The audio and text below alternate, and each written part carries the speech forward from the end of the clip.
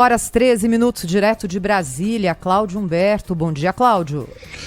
Olá, Thaís. Muito bom dia. Bom dia, Pedro Campos. Bom dia, Brasil. Essas manifestações de ontem aqui mostram que de fato não importam as motivações, como disse o Pedro, não podem ser feitas as manifestações democráticas, livres, a que todos temos direito, não podem ser revestidas de atos de violência como já vimos antes aqui, né? Não é a primeira vez que aqui em Brasília vemos ônibus sendo incendiados, veículos particulares também, depredação de órgãos públicos, é tudo muito parecido com o que a gente viu anos atrás aqui.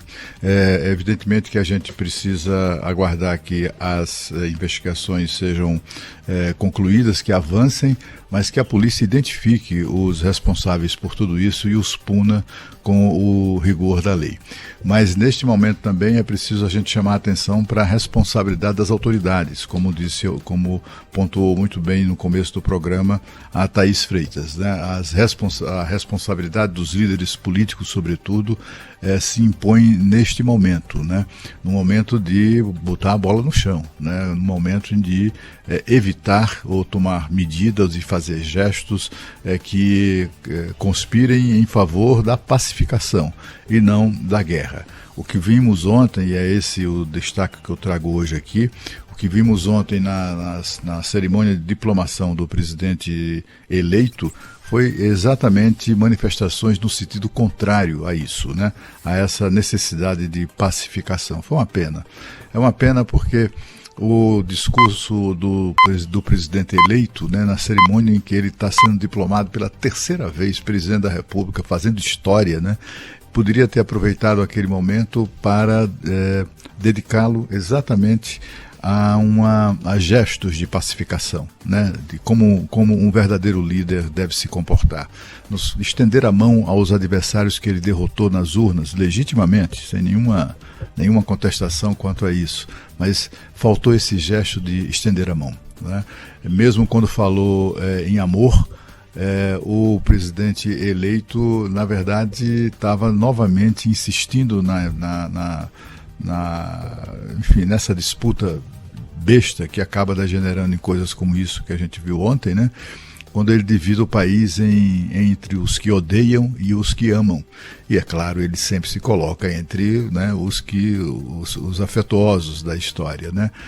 Quando, na verdade, o discurso do presidente eleito foi também um discurso de ódio, né? Um discurso em que ele demonstrou, apesar de toda a emoção que sempre marca momentos como esse na trajetória do presidente eleito, ele demonstrou muito rancor ainda. Rancor, não se sabe exatamente se é uma coisa localizada no Bolsonaro, ou nos bolsonaristas, ou nos eleitores que não votaram nele, metade do país, né?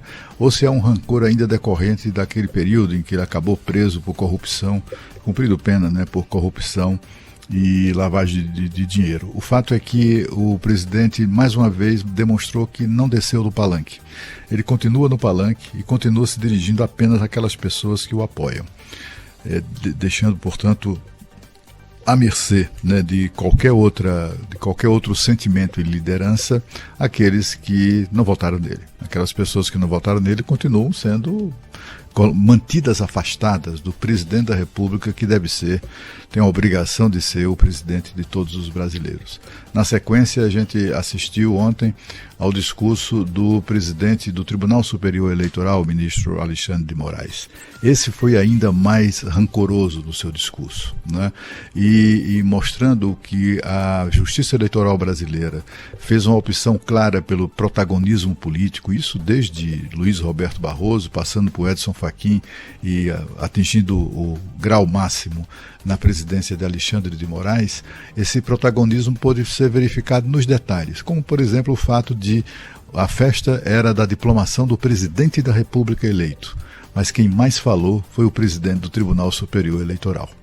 Ele falou mais do que o Lula, e falou para ameaçar as pessoas, falou também criticando discursos de ódio, exercitando exatamente esse tipo de sentimento. Foi uma tristeza ontem assim, assistir autoridades com tanta responsabilidade abrindo mão disso, né? Abrindo mão de se comportar da maneira como o bom senso, a temperança a que se referiu o ministro aposentado Marco Aurélio, né?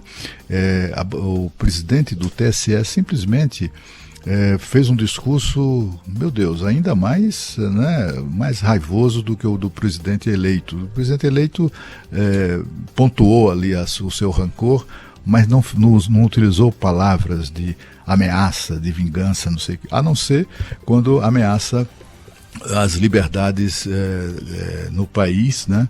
Com essa história de censurar, ficou claro isso, né? Não usa a palavra, né? Diz que isso é para da democracia, se pretende regular as manifestações livres, que devem ser livres das pessoas, sobretudo nas redes sociais e na imprensa formal. E é preciso ir à noite, né?